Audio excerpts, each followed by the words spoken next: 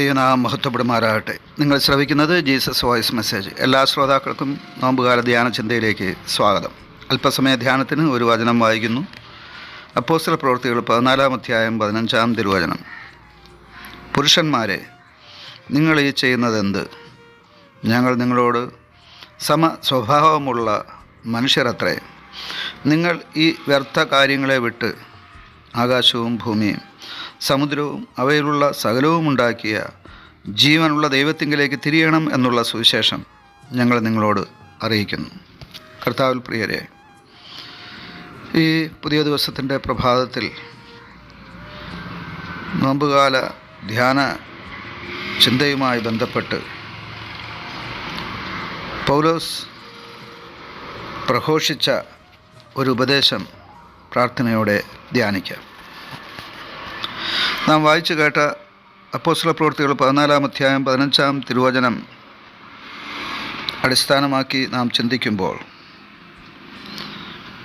പൗലോസ് അപ്പോസ്തലൻ്റെ പരസ്യ ശുശ്രൂഷയിൽ ലുസ്ത്ര എന്ന പ്രദേശത്തെത്തിയപ്പോൾ അമ്മയുടെ ഗർഭം മുതൽ മുടന്തനായി ഒരിക്കലും നടന്നിട്ടില്ലാതെയും കാലിന് ശക്തിയില്ലാതെയും ഇരുന്ന ഒരു പുരുഷനെ പൗലോസ് കാണുകയാണ്.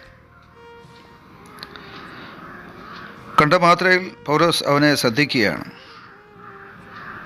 ആ സമയം അവന് സൗഖ്യം പ്രാപിക്കുവാൻ തക്ക വിശ്വാസമുണ്ടെന്ന് കണ്ടിട്ട് പൗലോസ്, നീ എഴുന്നേറ്റ് കാലൂന്നി നിവർന്നു നിൽക്കുക എന്ന് ഉറക്കെ പ്രഖ്യാപിക്കുകയാണ്.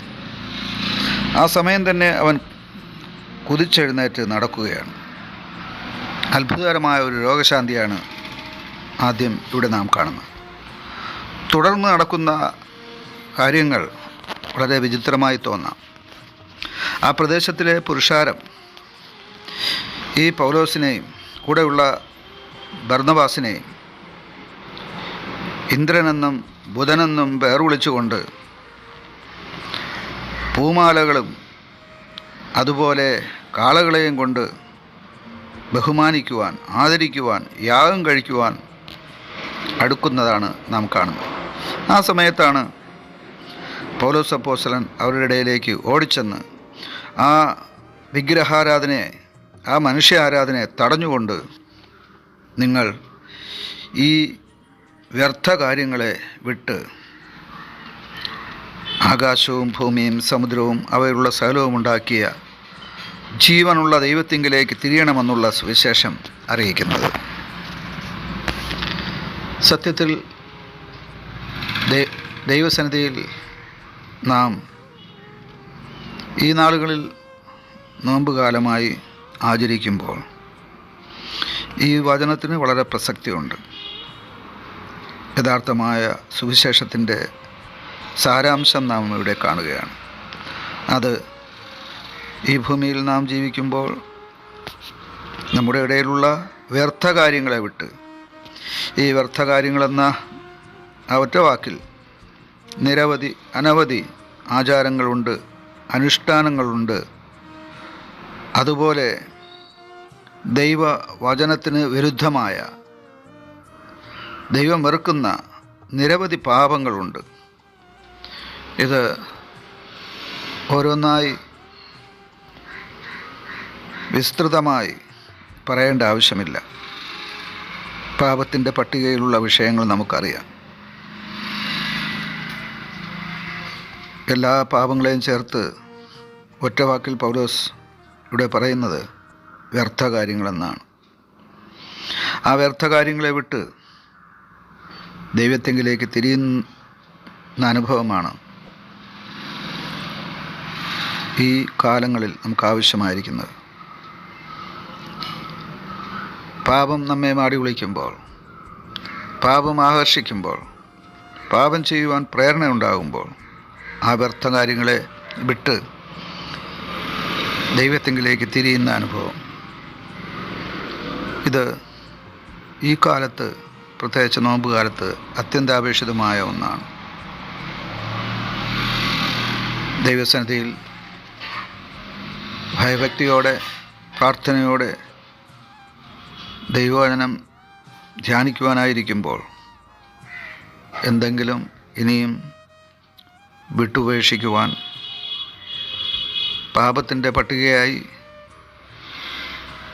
നമ്മുടെ ജീവിതത്തിലുണ്ടോ എന്ന് ശോധന ചെയ്യുന്നത് അത്യന്താപേക്ഷിതമാണ്. അപ്രകാരം നാം നമ്മെ തന്നെ ശോധന ചെയ്ത് എന്തെങ്കിലും വ്യർത്ഥകാര്യങ്ങൾ പാപ സ്വഭാവങ്ങളായുണ്ടെങ്കിൽ അവ ദൈവസന്നിധിയിൽ ഏറ്റുപറഞ്ഞുപേക്ഷിച്ച് കർത്താവിൻ്റെ തിരുരക്തത്താൽ ശുദ്ധീകരിക്കപ്പെട്ടവരായി കർത്താവിൻ്റെ സന്നിധിയിൽ നന്ദിയുള്ളവരായി ജീവിക്കുമ്പോൾ പൗലോസ് അപ്പോസ്തലൻ പറഞ്ഞ ഉപദേശത്തിൻ്റെ സാരാംശം ഇവിടെ യാഥാർത്ഥ്യമായി തീരും.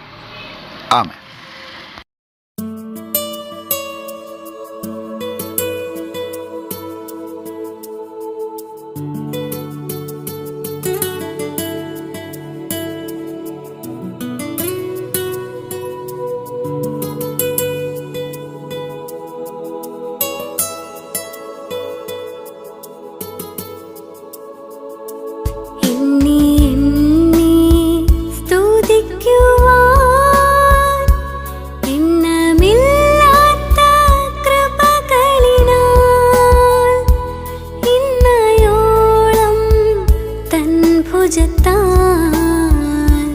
എന്നെ താങ്ങിയ നാമമേ,